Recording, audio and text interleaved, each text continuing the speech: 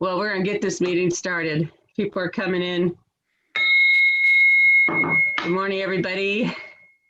It is the 21st of May. And who knew? Oh, and Domino is sitting right where I need to be, but that's okay. Good morning, everybody. Welcome. Here is our world and our Rotary vision.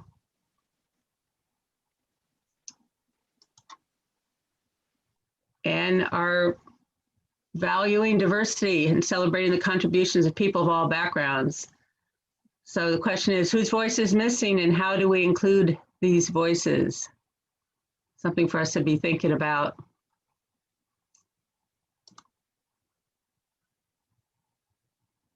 And I'd like to do some introductions. Let me see who we have here today. I see Dr. Moorehead, I see you there. Would you like to just say hello this morning, and we'll introduce you in more detail later, but go ahead and tell us who you are and where you're from. All right. Can you hear me? Yes. Hi, I'm Virgil Moorehead, Jr. I'm currently in McKinleyville, and I'm the Executive Director here at Two Feathers Native American Family Services, which is in McKinleyville. Trained as a clinical psychologist and, born and raised here, went to McKinleyville High. Yeah, I'm excited to be here on the meeting. Maybe I can share a little bit more about myself once I present on Two Feathers. Okay, thank you. Yes, welcome. We're glad you're here today. Okay, let me see. I have Al's iPad. Al, would you like to check in and introduce yourself? Sure, I'm Alan Lowry. I'm a member of Arcata Noon. I just thought I'd check in and see what your meeting's like now that we're nearing the end of COVID. Well, welcome, Al. Glad to have you with us. Lila. Hi, I'm Lila. Oh, sorry, Lila. Oh, no worries. I'm from Arcata Interact Club. Yeah, so I just wanted to come and watch the meeting with y'all.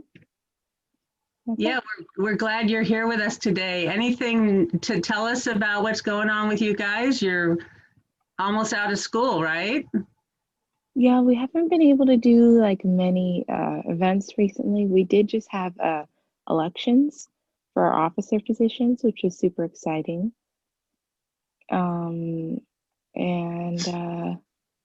Yeah, that's basically all we've been doing. Well, we're trying to do like a final movie hangout situation where we're doing it over Zoom so all of us can kind of connect one last time. Because we have a lot of seniors and yeah. Yeah. Well, I think we have a highway cleanup coming up in June, so there'll be more information on that one. So maybe some of you can join us for that. Thank you. Let's see, who else do we have here today? I see Nira. I see you. You want to say hello?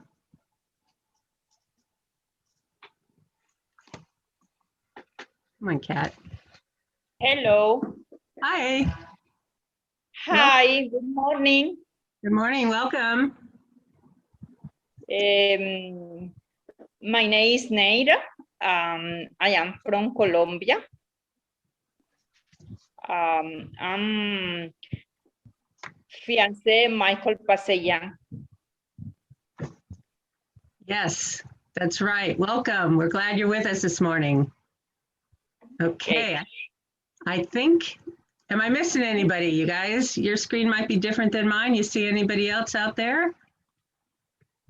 No, okay. Well, let us move on. Don't forget about the raffle. My mom picked the money. So New Zealand, that's what you're winning today. I don't know what it's worth, but it's probably good money. They've got their act together down there. Few important dates. May 21st is actually a National Wait Staff Day. So we know what our restaurant folks have gone through in the last 15 months. So please, please, please always tip well and be nice to them. This guy's been around a while. So the other thing I don't think you knew, or maybe you did, but it's the 10th anniversary of National Rapture Day. So that didn't work out as they planned, but I'm assuming if you're still here, it means, and at least for me, that we didn't make the cut. So I'm glad you're still here. And I don't know if they're celebrating that anymore, but that's what today is. A couple more things my mother taught me, want to share with you guys here in Mother's Day month. See if any of these ring true for you, or have you ever said any of these things to your children? My mom taught me about justice, yeah. Anyway, so happy Mother's Day to everybody, all the mothers in our club.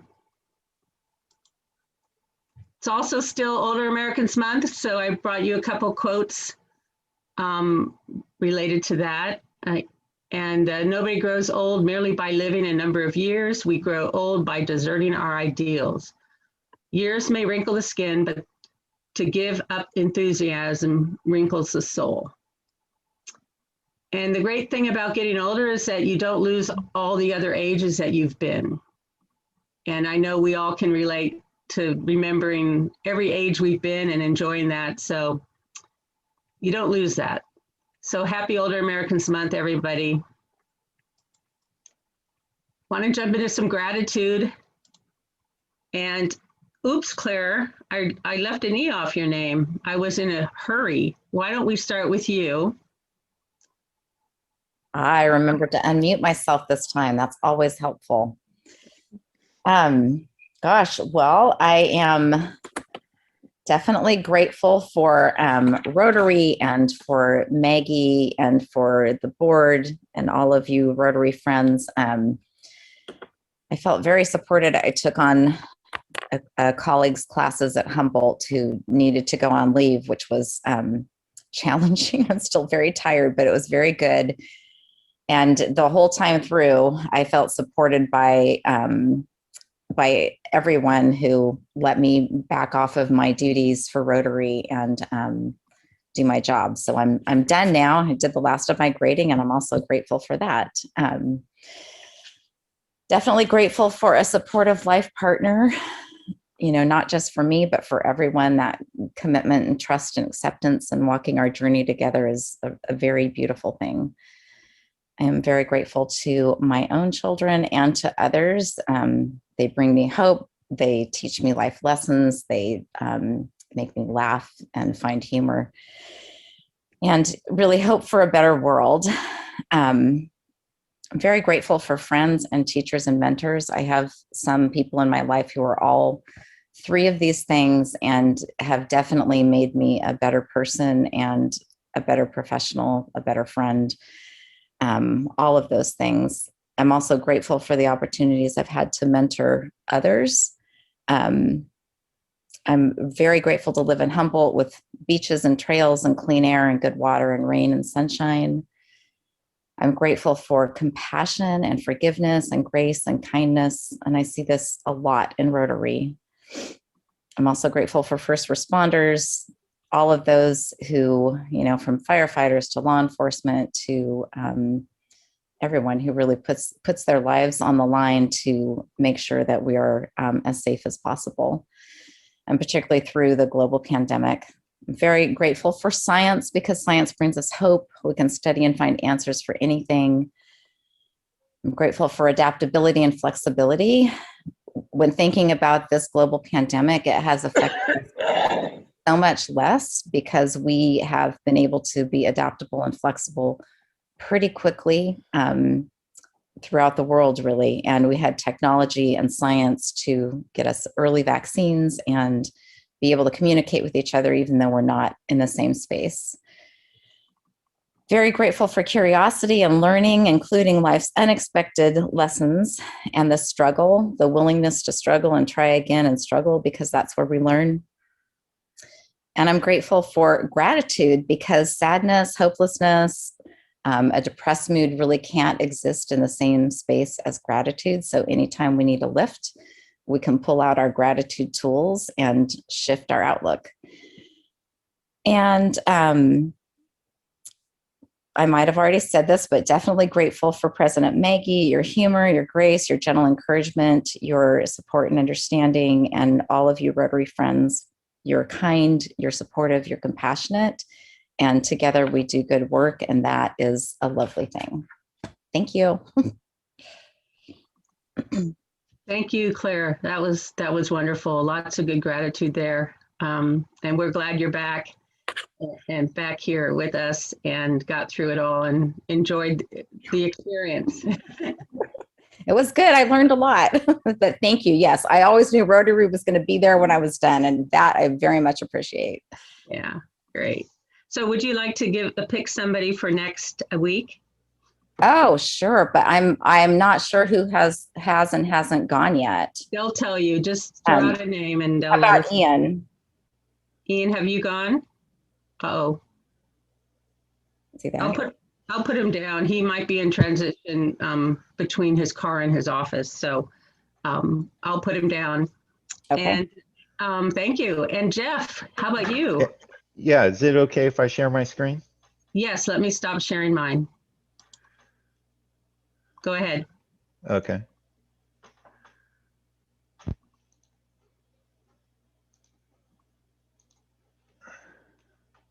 See if I can pull this up. Which screen do you see? Do you see that?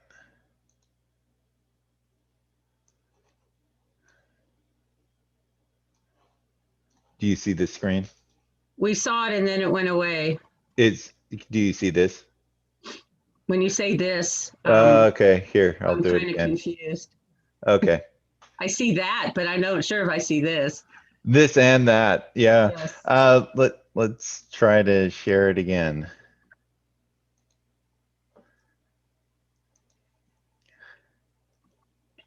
Do you see a slideshow? No, I don't. Wait, Oh, well, wait, I'm a bad person to I ask. do. Yeah, I sorry. see it.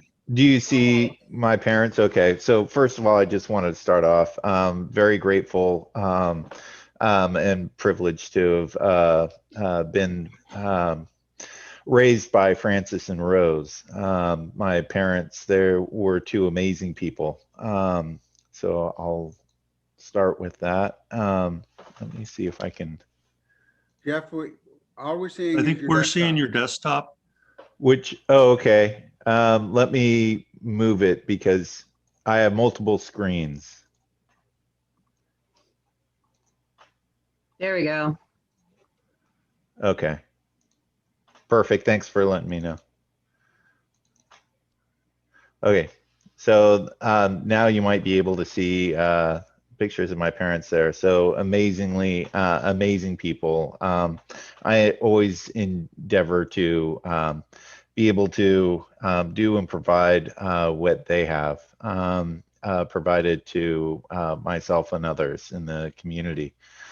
So with that, I'm just going to move on to the next slide, hopefully, which is what I'm truly grateful for, friends and family. You know, they get us through the difficult times. And so this is just a smattering of my daughter just picked up a new car, ski trips, events, and just time together. The time that we spend together is just one of the greatest things that we can do. So I'm very happy to be able to spend time with these folks. And then this is just some pictures of family here. This is the fireworker and buyers clan. And then just going out and being able to put everything aside and all the work, everything, and just go out and have a good time. I'm very grateful to be able to have that ability on occasions. The animals, our companions. I'm very grateful to have some of those, and they give as much as they take. And, you know, it takes a lot to take care of animals, and they give back just as much. So I'm very grateful for being able to do that. And then we can't get anything done without both working and getting work done, and those that help us. So I'm very grateful for all the co-workers and everybody who helps keep things running day in and day out.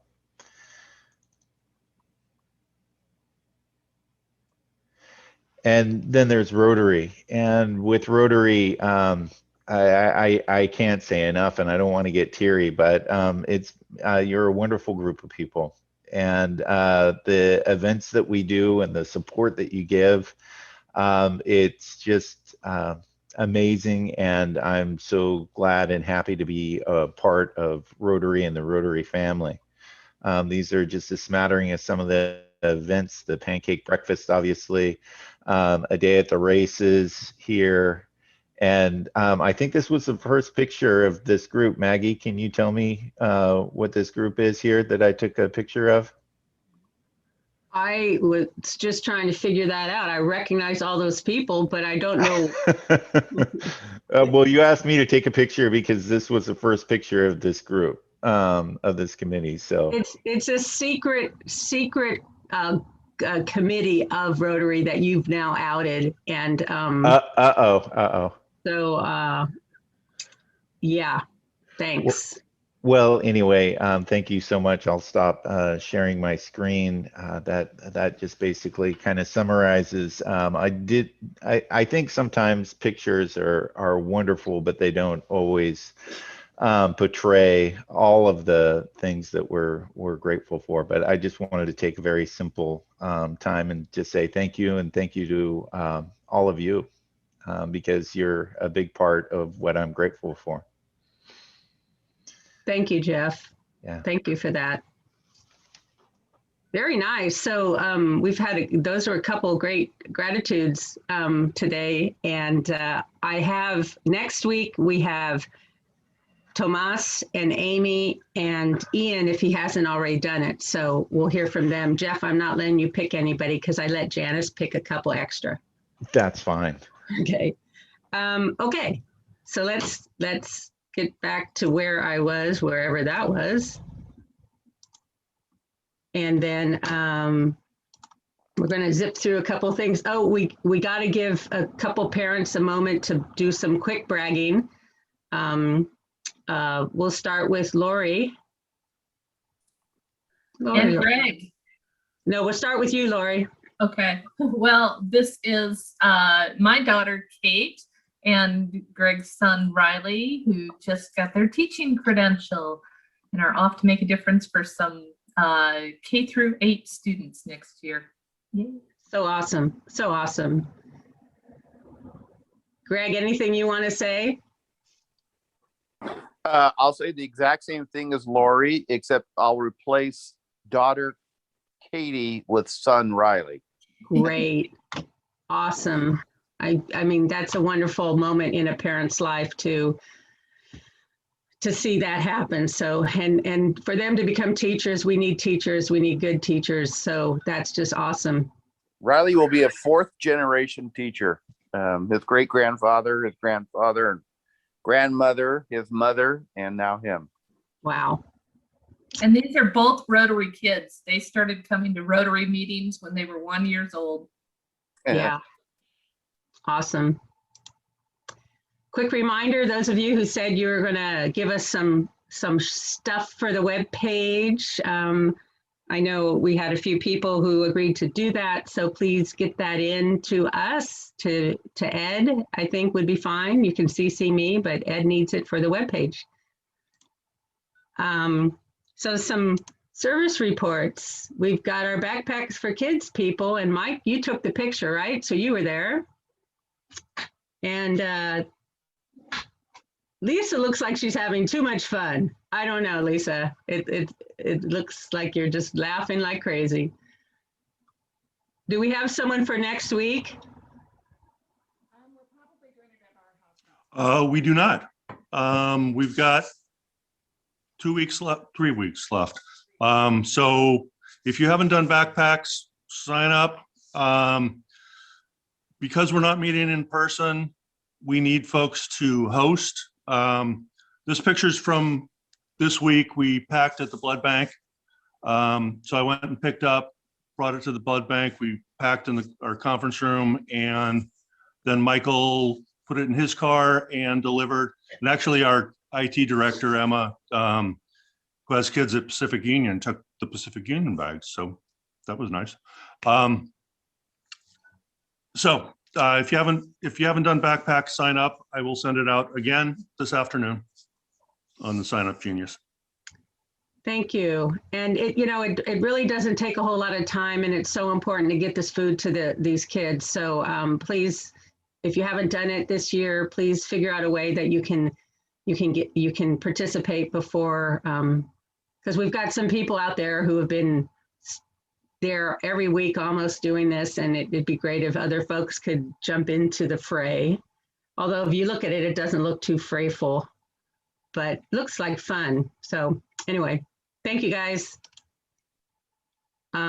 Just a reminder, if you want to do a Do It for the Hugs media campaign, let me know and I can send you that info. I'm going to do a very brief board report. We'll do more probably next week, just because I want to stay on top of this schedule here.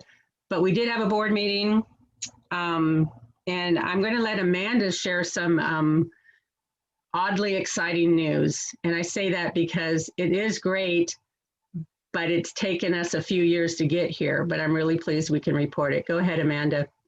When I started on the board meeting, Maggie let me know that there was a chunk of money that had been designated towards HSU athletics, and we've been looking for a good thing that we can do with it that would make an impact. And we are using it as seed money to start a scholarship for their new social equity and accountability campaign, which will choose a male and a female athlete based on kind of a set of parameters, looking to help students who don't normally have access to scholarships within the athletics department. So they're very excited. They're very thankful for this.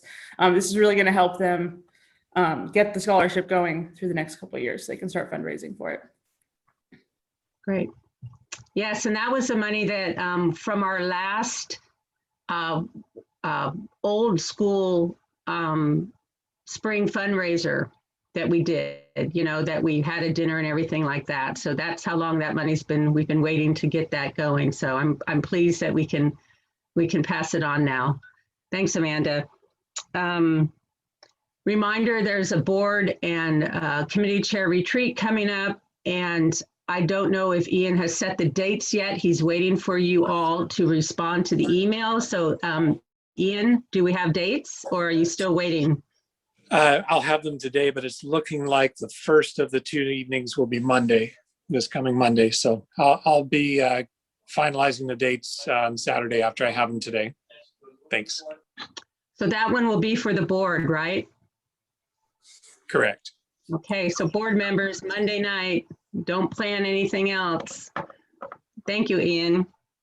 And then we'll do a little more board reporting next week. That's all I have for today. We're going to get back out there, folks. We've got to get some hands-on projects in May and June, and I think we've got some planned. I want to go to AJ and have him tell you what's happening tomorrow. Yes, if you have not received the Sign Up Genius, let me know in the chat. I'll definitely happy to get it out there, but we've got a few signups already. I think 3 or 4 slots left, and what we're doing is building a greenhouse at the Peninsula Union School out in Samoa. It's in addition to the garden beds that are already out there. And so I think a good time for us to get out again. We'll be masked, and ideally in the Sign Up Genius, I asked if you're vaccinated, please come out and enjoy the sun, and the supplies are there. We've got tools there. So gloves and any extra tools that you might want to bring. I think the most common one will probably be a cordless drill would be most helpful, but yeah, come and build a greenhouse with us. Great. And you probably won't be standing this close to each other. But anyway. Right. I mean, not with power tools. Always 6 feet of distance when you're using a power tool. That's the rule. That's a good rule. It is a good rule. Thank you, AJ. So the other thing I was thinking about is, you know, how's your Rotary elevator speech going? You know, we've kind of been not inviting people to the meeting as much. And so I wanted to have you kind of start thinking about this. And I've been doing some training with the public image parts of Rotary, and I'll share more as we move on, and Ian will also in his year. But they're really encouraging us to really make it personal, talk about why you're a Rotarian, and what your Rotary aha moment is, what made this really matter to you. You know, yes, we're working on polio. Yes, we're doing that, but that might not be the best way to tell people about Rotary, unless that's really, really important to them and they should know the connection. Start with what we do locally. Keep it real, keep it relatable. If your passion is world services, community services, and you're talking to somebody who could understand and appreciate that passion, then go for it. But most people want to hear, you know, what are you doing here? What are you doing in our community? How does this impact me? How does it impact my friends, my family? And I just want to encourage you, a call to action is invite someone to come to our meeting. Invite someone to join us in a project. We have highway cleanup coming up in June. That would be, you know, some nice way to get someone out there. You could be out working with them and talk to them about Rotary. So just remember, brush off that speech, because you don't want to end up trapped like these people. This is a picture of them trapped halfway between floors. They can't get out of this elevator. They're stuck in there, and none of them have practiced their Rotary speech. So look at them. Don't be those people. Don't be those people. Let's dust it off and bring it on. And I want to, I don't have it on the screen, but I keep mentoring. Yes, I've been talking to a cat a lot the last week, and they don't care if I can't talk because they don't listen anyway. But Carol, I've been mentioning the highway cleanup. Do you want to tell us a date so people can put that in their calendars? Yes, the highway cleanup will be on June 12th. And it's just a quick one from 9 to 11, and meet out at the, boy, I hope that's what we said. Hey, AJ, did we say, we've kind of changed the times around, and all of a sudden I think maybe I said the wrong time. AJ, do you have a thought about that? Adopt a Highway from 10 to 12:30. Thank you. And I think, yeah, I think we can make it from 10 to 12:30. And now that many are vaccinated, we'll be outside. We can all come at once. We don't need to stagger, I believe. And we can send people out to different sections of the highway and get it cleaned up. And that's out at the Humboldt Coastal Nature Center in Manila off Stamps Lane. Just meet there and you'll get your equipment and we'll head out. So 10 o'clock, meet at 10 o'clock. So you can sleep in a little or if you need to.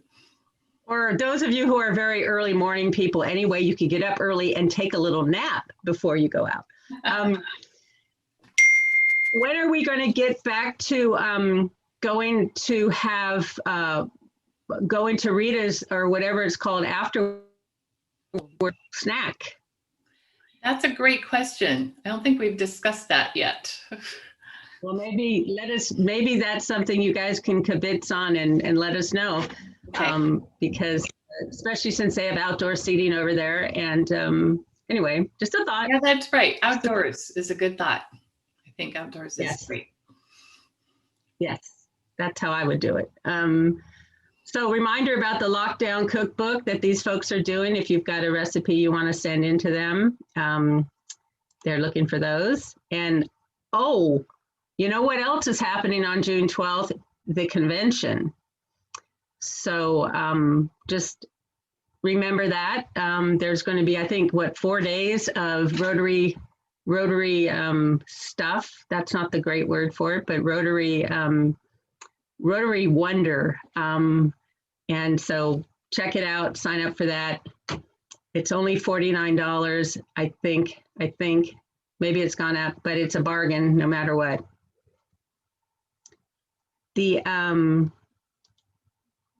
I have some time for announcements. I have one from SIVA, and I'm going to put it on the screen, and then I'm going to see if this will work.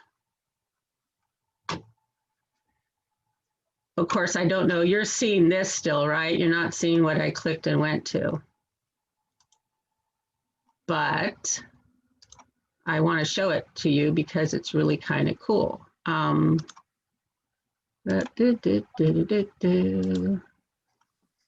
you seeing my screen where it says Jacoby Creek Children's? Yep. So they put together this, well, they have this thing, and but they've got this open air market and online auction happening and this weekend. And the auction items are pretty darn cool. So I want to show you some of them. There's river rafting. There's the Hatchet House, a birthday party for 20. And where is that at? Oh, McKinleyville. Okay. Let's see. A big green egg. That's pretty cool. A pancake party with the school principal. Matinee movie party for 30. Ski getaway, Jeff. Free car wash every week for a whole year. Wow. Patio set. Dinner, wine and tour for 8. Round of golf at Baywood. 30-minute massage, landscape material. Look at this stuff. This is kind of, this is an accident waiting to happen. Oh, there's 2 accidents waiting to happen. So you can get one with a friend and you can both break something. What's this last one here? Baskets. So lots of good stuff. And there's also a way you can sign up to go out at a specific time of day to do some shopping at some of the different booths that they have there. So, Siva, how'd I do? You did awesome, Maggie. Thank you. All right. Yeah, and if you guys just want to drop by, it's okay too. I mean, it's really safe. It's just around the track. So we have a lot of open space, and we'll have all of the live auction items if we can out there, but the boards will be out there, so you can go online out there while you're like looking at it and bid on stuff, and that's through Carl Johnson's. And I want to give a shout out to Carl Johnson's too, because we were the first ones last year to come to them about hosting this auction online. And now they're doing it for a ton of nonprofits. And I think that's really cool that they're offering their free time to do that. And then we got money from different businesses that did good during the pandemic. And we were able to buy a ton of gift baskets from places that weren't doing good. So we have really, really nice items, and all of them are donated. So any money you spend at the open air market, all like 100% is going to Jacoby Creek. Nothing was purchased. That's awesome. Way to hustle that. And hey, online auction, Rotary. What do you think? All right, so it's the raffle time. Nick. Where are you? Where is Nick? I'm right here. Right in the middle of my screen. Yep. So we have the raffle. Today's big prize is $90. So good luck to all of those who paid and to join. Let's see.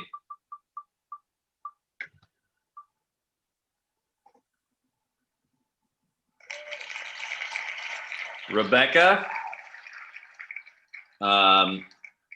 I will pay any of your winnings through your prepaid unless you win the big one. Then we'll send you some money through Venmo. $5. So I'll add that to your prepaid.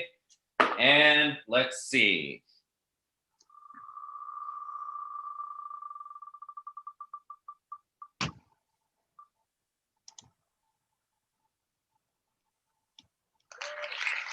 And Terry. Let's see if you'll have some money for some next week. Nope, $5. So next week it'll be $100, and maybe somebody will win it right before they get to buy a whole bunch of stuff. Thank you, Nick. And I just want to say the beauty of, I mean, not the beauty, there's no beauty, but another advantage of our meeting this way is that, and doing it through Venmo, is Rebecca's not even here today. She is running an account for this. So she won and didn't even have to come to the meeting. So Venmo made that possible. So that's, I'm not suggesting you buy tickets and don't come to the meeting. I'm just saying, if you do, you can still win. All right. Thank you, Nick. And we are going to now go to our featured presenter today, Dr. Virgil Moorehead. And Charlie, are you, wait a minute, wrong Charlie, sorry. I'm looking to see if Crystal's here. I'm not seeing her. So I just want to thank you, Dr. Moorehead, for coming to the meeting today and talking to us about some of the challenges that are being faced and how Two Feathers Native American Family Services is working to address that. I've connected with your organization recently through the Area 1 Agency on Aging, and I reached out to you to see if we couldn't help some of the grandparents, you know, who are some of the grandparents who are raising their grandchildren. And I find your staff just very great to work with. They're very committed to their work, and I really appreciate that connection. So I'm really happy you're here today. I'm going to stop my screen share in case you have something you want to share. And we're going to turn it over to you now. Thank you so much for being here. All right. Thank you for having me. As I said earlier, my name is Virgil Moorehead. I'm the Executive Director at Two Feathers Native American Family Services. So I have about 20 minutes, 15, 20 minutes. You have until, you have until 8, and there might be some questions afterwards, but yes, you have about 22 minutes. All right. So I have a PowerPoint I put together, and so I'll try to go through that fairly quickly, just to provide a little context, provide a little information that the services that we're offering at Two Feathers, and hopefully through that sort of description, maybe you all can get a little better understanding around some of the, I think, positive, wonderful work that's going on throughout the county around youth mental health and wellness, and specifically within the various Native communities in this area. So I'm going to pull up my PowerPoint.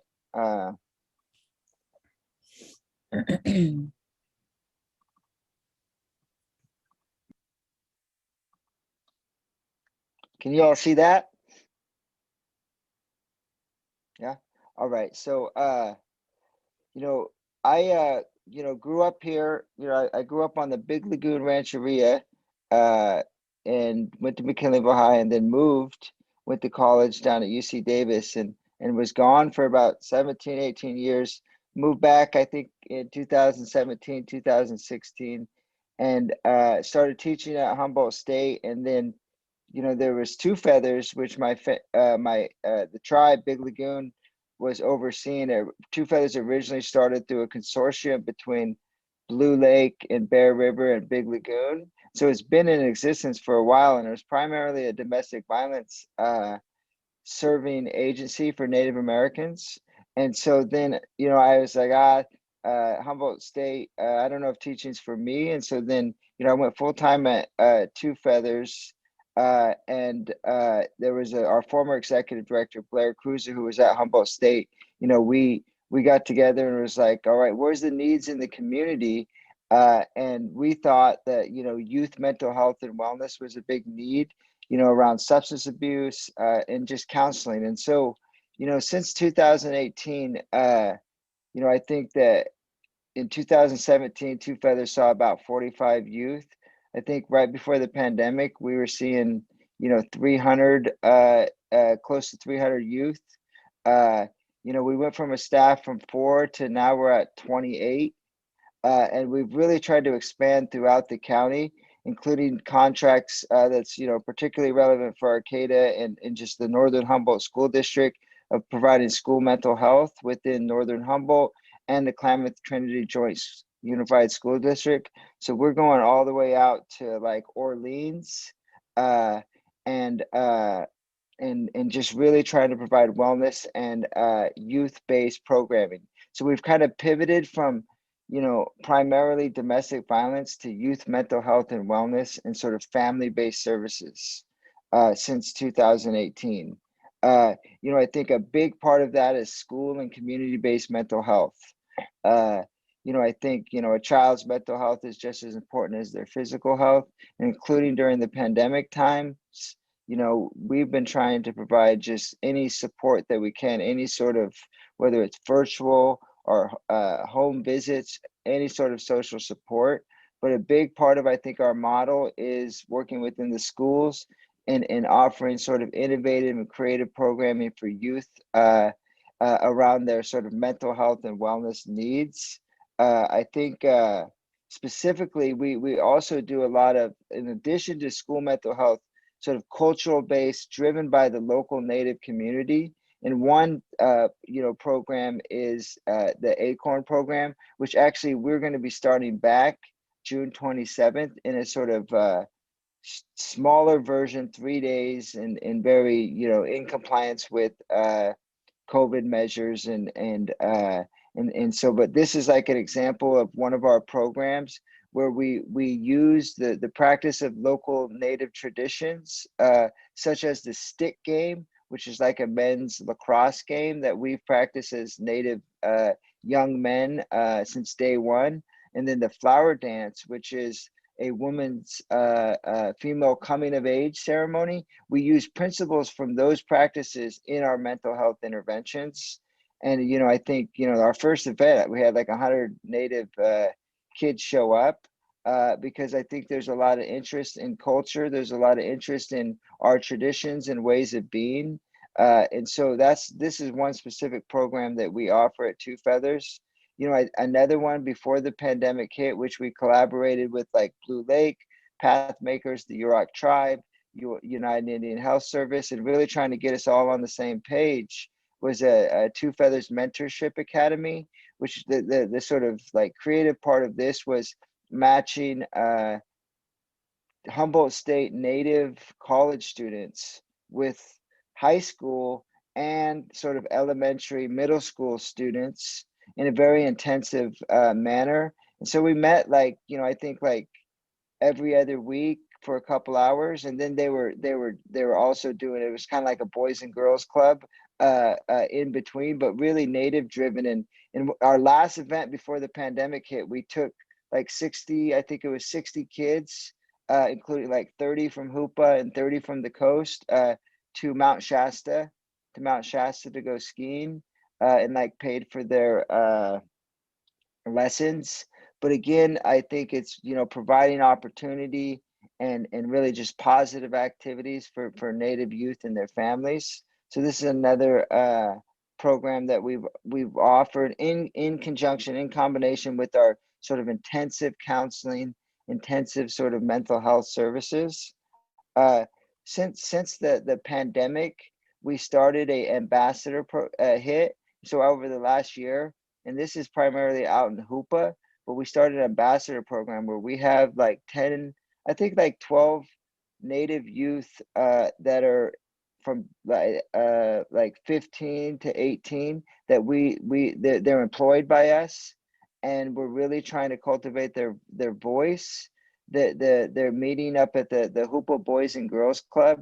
Some of the things that they've done recently is they planted gardens with Cooperation Humboldt, 37 gardens, mini gardens in family homes throughout Eastern Humboldt. So in Hoopa, Witchpeck, Orleans, they went to the home and here's some pictures, and planted little mini gardens for families. And these are high school kids that are learning these skills, and really it's driven by this food sovereignty idea of really growing our own food and plants. I'm on the talk right now. So sorry, my son came in.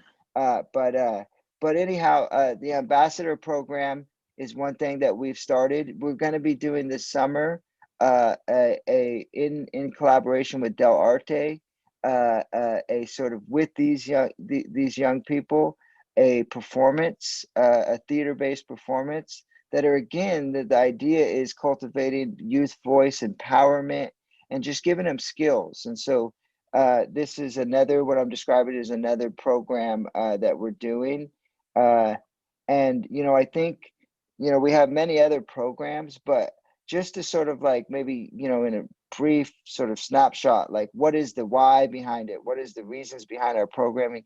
What are the reasons of what are the purpose of what we're trying to accomplish? What is our purpose? And I think with the youth, and it's, I think, important to know within our area is this idea of enculturation, where, individuals are learning where they come from, what they're about, right? And this is not just within, Native Indigenous communities. If you look at the literature in all sort of groups of folks, identity, knowing your purpose, knowing why you exist, knowing where you come from, helps with mental health, helps with well-being, right?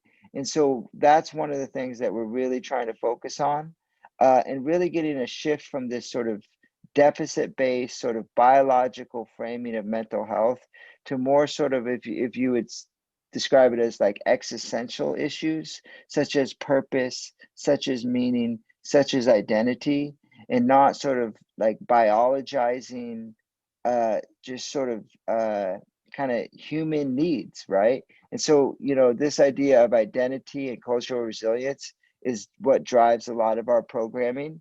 I would also say, this is one thing that, and I'll explain why I put this slide up, because another thing is cultivating, leadership and advocacy. And so I could put in the link in here. This is something that's coming up that if you all could support us in any way, I think it's going to be good for our county, good for Native youth and families in this area.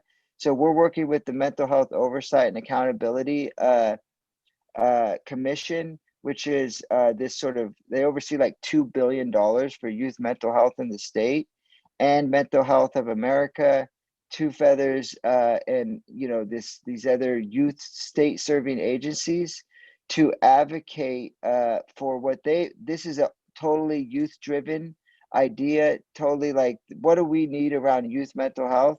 And their idea is this sort of youth drop-in center that is for Native youth and families. And so we're having this event where Assemblyman James Ramos, who's the first Native American Assembly member, is going to be at, several other policymakers.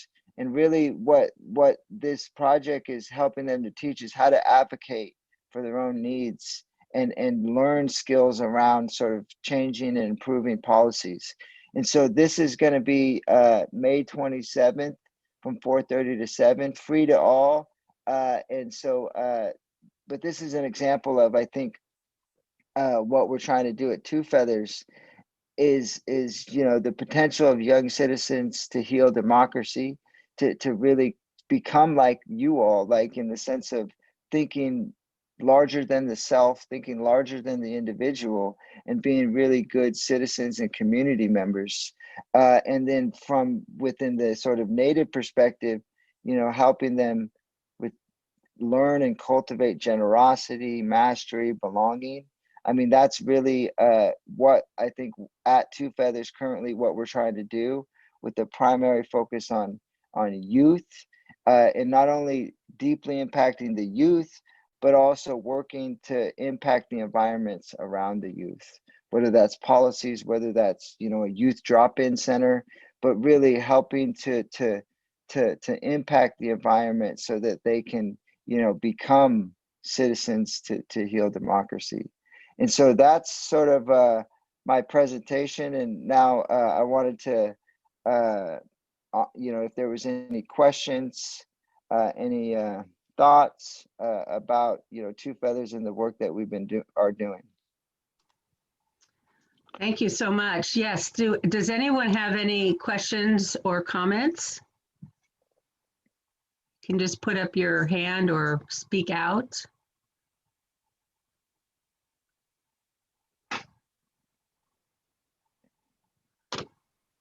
I was really interested to hear all about all the different things you folks are doing, and I see places where we could, where Rotary and could be involved and supportive of some of those things. So Claire, yes.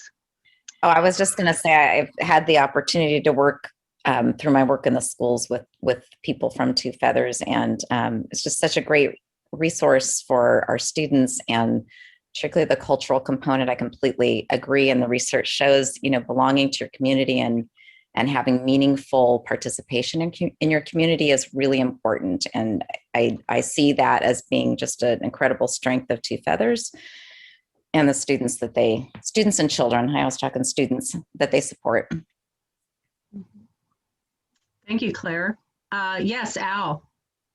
Yeah, I was impressed that you've grown the staff so much in the last 3 years or so. I just wondered if you involved a difficult fundraising effort, or how did that happen?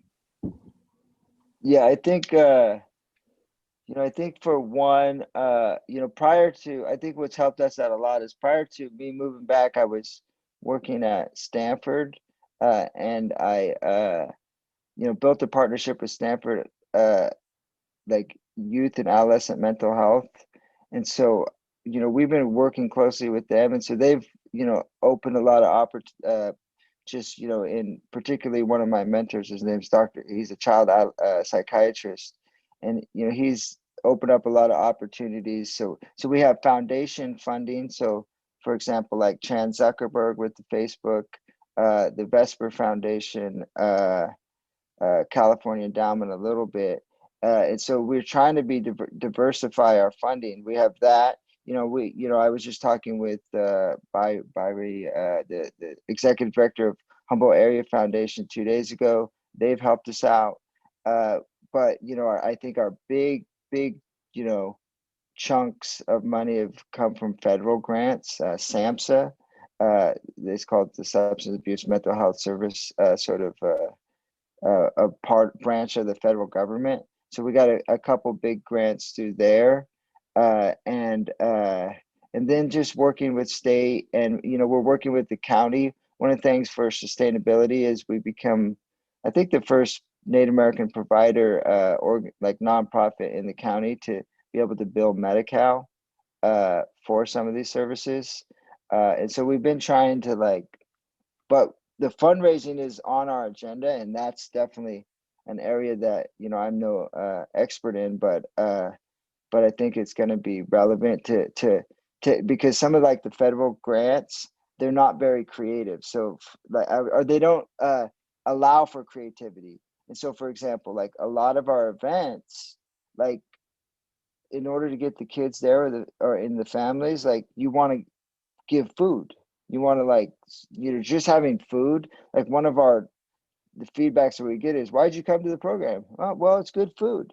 Well, some of the federal grants that support a lot of our programming don't allow for to use the money for food, or very limited.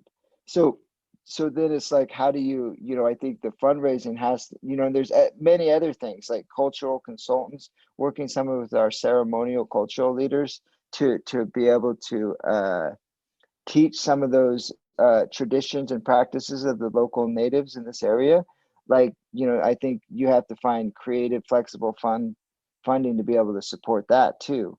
And so I think the fundraising piece is definitely an area that we need to improve in for flexible funding, such as food.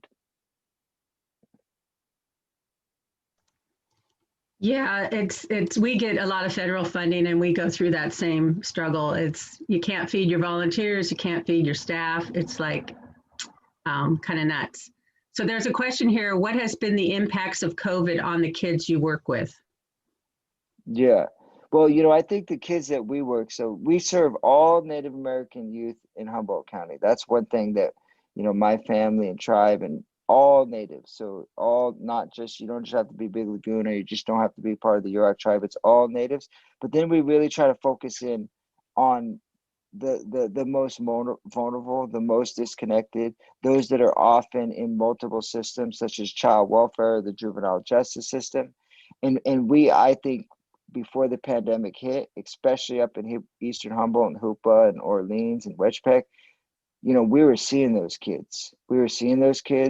And we had like 60 kids a week in counseling up at Hoopa High School. And those kids, I've been going up there. I was up there yesterday.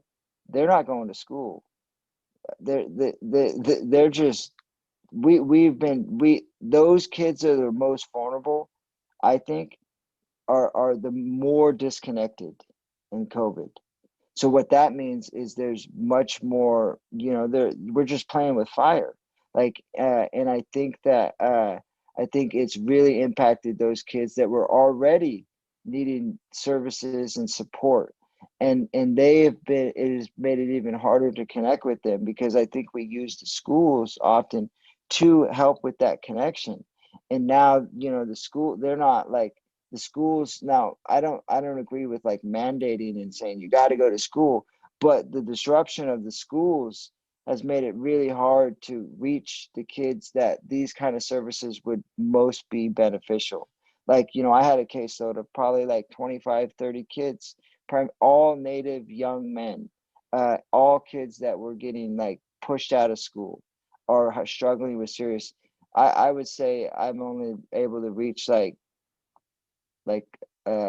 maybe like 10% of those, 15% of those kids over the last couple months. And I can't locate them. I mean, I hear them, but I can locate them actually, but I haven't been able to engage them in a meaningful way because of the pandemic, I think. And then I also think like there's been some serious tragedies in our community over the last year. And I think that we haven't been able to, we needed to improve on coming together and healing when those tragedies happen. It's made it even less able to come together as a community, I think, with those tragedies. And I think those are going to be lingering, sort of unresolved trauma or grief. I think those are things that the pandemic has really led to, just to name a couple. Yeah, and I think that reinforces what we know is that the COVID has disproportionately hit people of color, low-income people, people who live in very rural areas, and it's just a triple whammy for some people in our community and across the country. And I want to thank you for being here with us. I feel like I hope that that all of us are listening and thinking about how our Youth Services Committee and our work here in Rotary can support the work you're doing. We have quite a few members in our club who are connected to the systems that you're talking about in different ways. And I think there's a real passion in our club to support youth. And so I'm hoping that we'll see some of us see, you know, our youth committee is, as they get going again this next year, see if there's ways we can support you in your work. Yeah. Thank you. You know, thank you for having me. I just maybe some last words that, you know, it takes a village to raise children, right? And, you know, some within the Native, this has been intergenerational. And so the more we can work as a community to provide intensive, positive support for our most vulnerable, I think we're going to be better off. as a community, you know? Absolutely. And what I would say, I'd like to say in appreciation, we'll be making a donation to Tri-County Independent Living in your honor. They serve people with disabilities throughout Humboldt, Del Norte, and Trinity counties. And we want to thank you again for your time. And I really appreciate it, learned a lot. And I just want to encourage everybody out there that if you have a piano in your home and you are not using it, please take some time to brush it off and because this is how it feels when you neglect it. I know this, I've heard this from pianos all over the world. They don't like being neglected. So please spend some time over the weekend playing your piano if you have one, or some other instrument if you've got that instead. And I hope you all have a wonderful weekend. Please join AJ and the team there for the event. And also check out the school, Jacoby Creek School, to see what nifty things they have that you absolutely need. And it's good seeing all of you. Please, board members, stick around for a few minutes. Everyone else get out of the room. Take care, everybody.